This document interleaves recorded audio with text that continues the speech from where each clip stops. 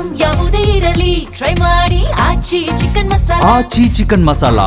ದುಬಾರೆ ಆನೆ ಶಿಬಿರದಲ್ಲಿ ಸಹ ಆನೆ ಮಾರ್ತಾಂಡ ಸಾವಿಗೆ ಕಾರಣವಾದ ಕಂಜನ್ ಆನೆಯನ್ನ ವಿಶ್ವವಿಖ್ಯಾತ ಮೈಸೂರು ದಸರಾ ಮಹೋತ್ಸವದಿಂದ ಶಾಶ್ವತವಾಗಿ ನಿಷೇಧಿಸಲಾಗಿದೆ. ಹೌದು, ಅರಣ್ಯ ಸಚಿವ ಈಶ್ವರ್ ಖಂಡ್ರೆ ಅವರ ಕಟ್ಟುನಿಟ್ಟಿನ ಆದೇಶದ ಮೇರೆಗೆ ಈ ನಿರ್ಧಾರವನ್ನ ಕೈಗೊಳ್ಳಲಾಗಿದ್ದು, ಕಂಜನ್ ಆನೆಯ ಆಕ್ರಮಣಕಾರಿ ನಡವಳಿಕೆಯಿಂದಾಗಿ ಈ ಮಹತ್ವದ ಕ್ರಮ ಕೈಗೊಳ್ಳಲಾಗಿದೆ.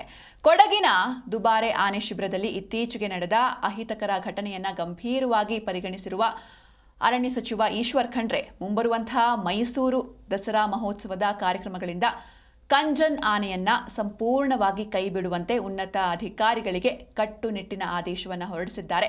ಕಂಜನ್ ಆನೆ ಪದೇ ಪದೇ ತೋರ್ತಾ ಇರುವ ಅತ್ಯಂತ ಆಕ್ರಮಣಕಾರಿ ಮತ್ತು ಮೊಂಡಾಟದ ನಡವಳಿಕೆಯನ್ನ ಕೂಲಂಕುಷವಾಗಿ ಪರಿಶೀಲಿಸಿದ ನಂತರವೇ ಉನ್ನತ ಅಧಿಕಾರಿಗಳು ಹಾಗೂ ಸಚಿವರು ಈ ಕಠಿಣ ತೀರ್ಮಾನಕ್ಕೆ ಬಂದಿದ್ದಾರೆ ಅಂತ ವರದಿಯಾಗಿದೆ.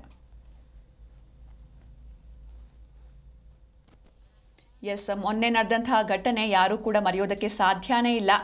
ಅಲ್ಲಿಗೆ ಪ್ರವಾಸಿಗರು ಹೋಗಿರ್ತಾರೆ.